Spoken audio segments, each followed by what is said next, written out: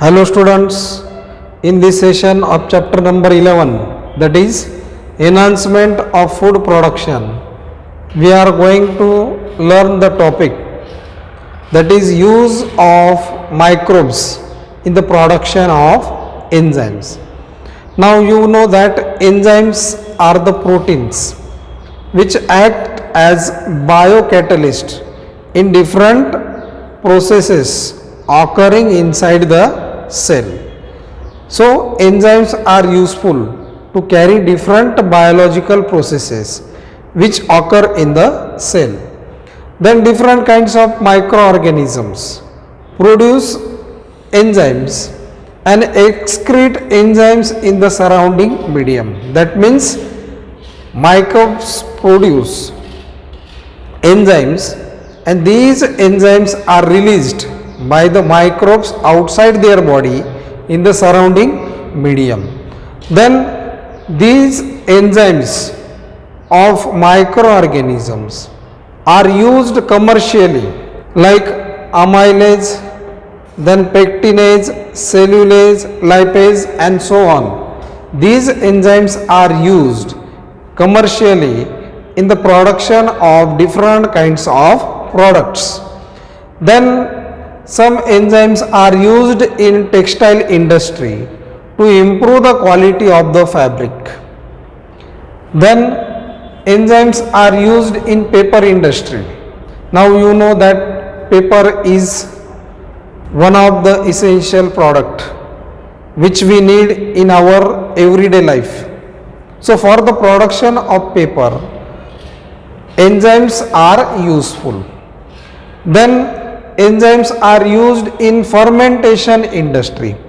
Now you know that fermentation, we have seen the production of different kinds of products like alcohol, then different kinds of vitamins, then antibiotics. So all these products are produced by the process of fermentation.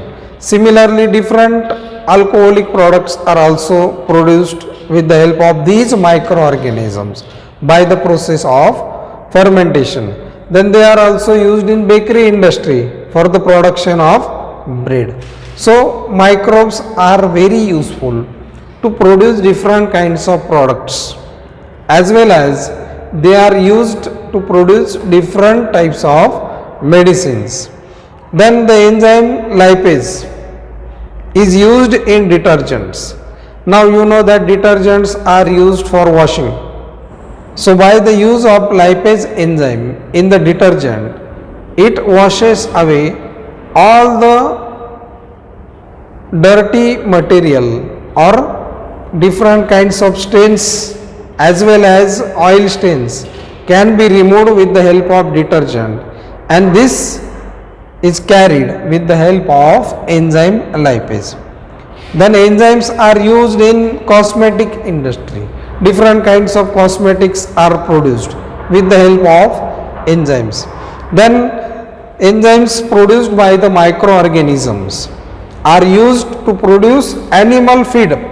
Now animal feed means the food is prepared for animals. It's called as animal feed.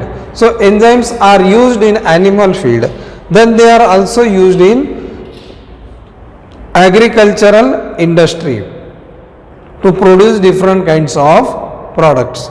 So enzymes are very much essential and they are used in different kinds of industries. Now we will see regarding some examples of enzymes and their microbial source. The first enzyme is invertase. Invertase is produced by the use of microbe called as Saccharomyces cerevisiae. Then pectinase is produced from Aspergillus niger. Then the next enzyme, that is lipase. Lipase is produced from the microbe, that is Candida lipolytica. Then the enzyme cellulase is produced by the use of microbe, that is Trichoderma conigi. So Here we have seen the role of enzymes, then some example of enzymes. The next use of microbes is in the production of gibberellin. Now you know that gibberellin is one of the growth hormone produced in higher plants and fungi.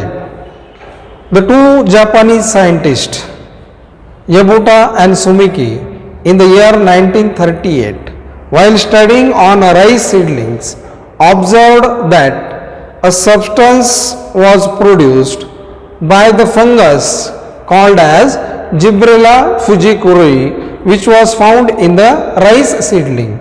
So they isolated gibberellin from the fungus called as Gibberella fujikuri. Then there are total 15 types of gibberellins found. So gibberellins are helpful to the plants for growth, and they mainly elongate the length of the stem. Then gibberellins are also used to induce parthenocarpy. Now you know that parthenocarpy means formation of fruits without seeds. So seedless fruits can be produced by the use of gibberellins in plants like apple and pear. Similarly, gibberellins also induce flowering in long day plants. Now long day plants means the plants which require long daylight period for their flowering. So in such plants, flowering can be induced by the use of gibberellins. Then gibberellins are used to break seed dormancy. Now you know that seed dormancy is a phenomenon in which the growth of embryo is temporarily stopped even though the favorable environmental conditions are present.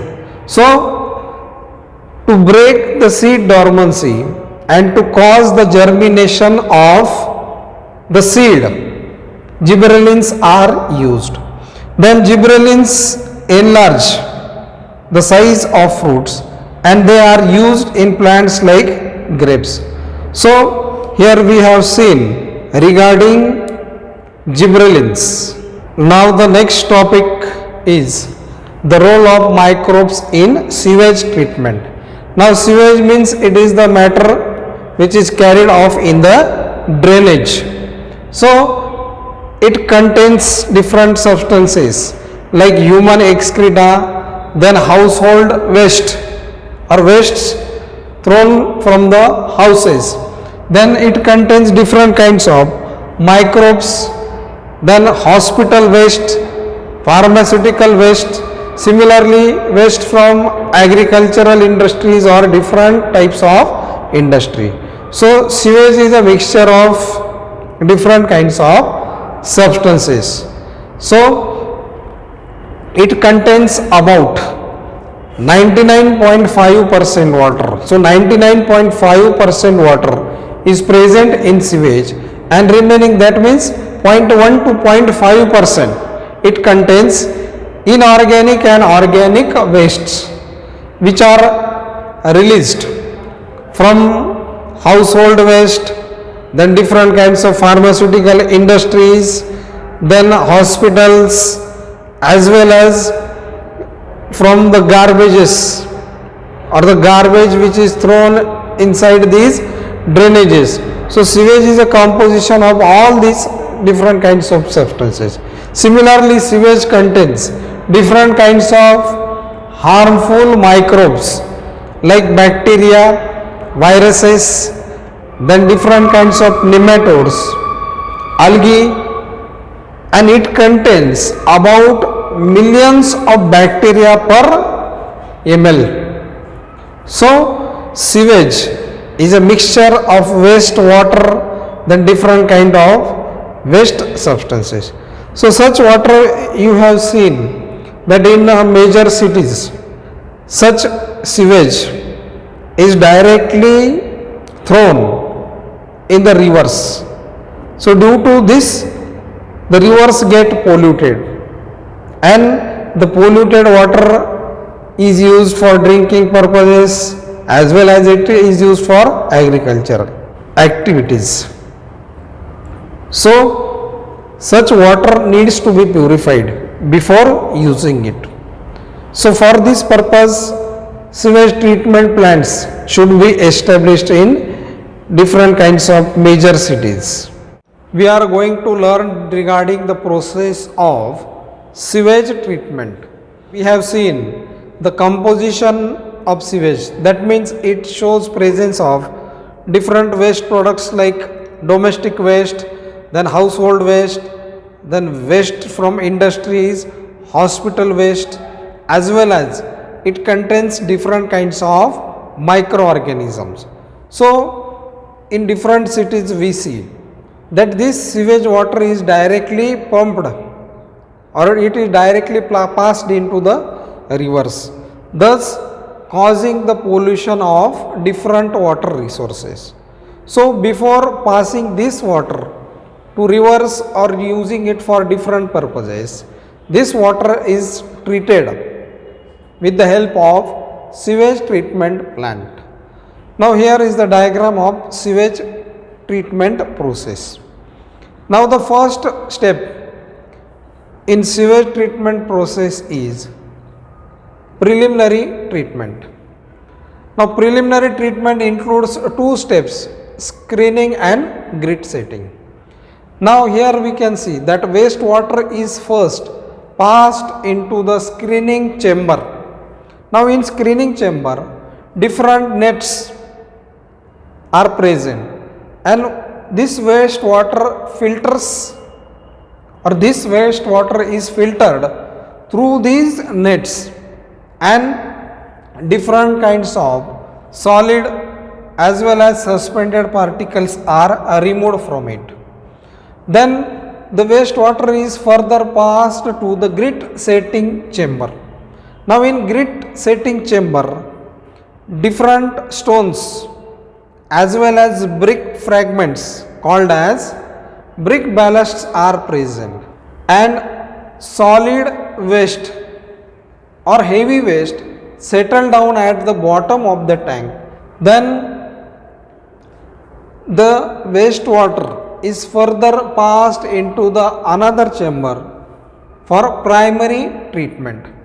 Now in primary treatment, the organic waste settle down at the base of the tank, and such organic waste is called as sludge, and this sludge or the solid particles is removed by mechanical method by using different kinds of instruments. The effluent is passed into the aeration tank.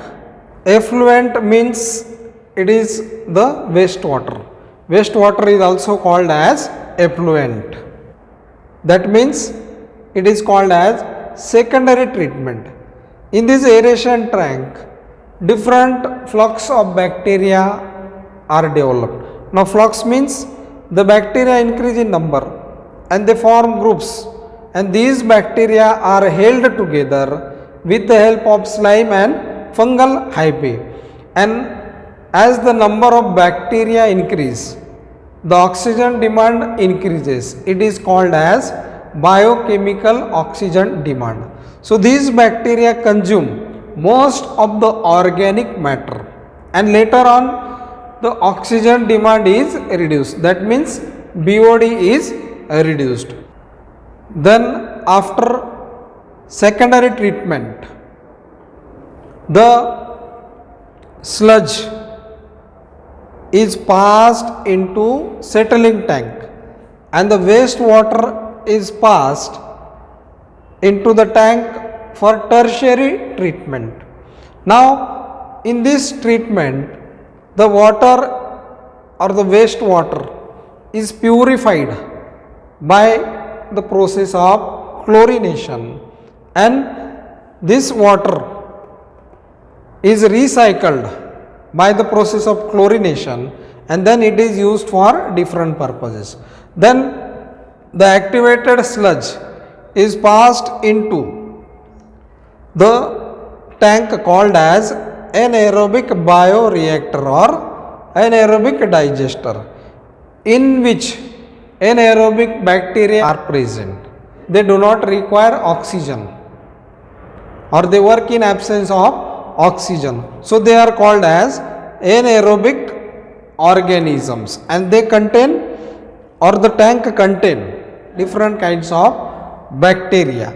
Here they convert the complex activated sludge into simpler form and release different gases like methane, and then the sludge is removed from the anaerobic bioreactor, and it is called as sludge cake, and it is disposed. So in this way the process of sewage treatment is carried.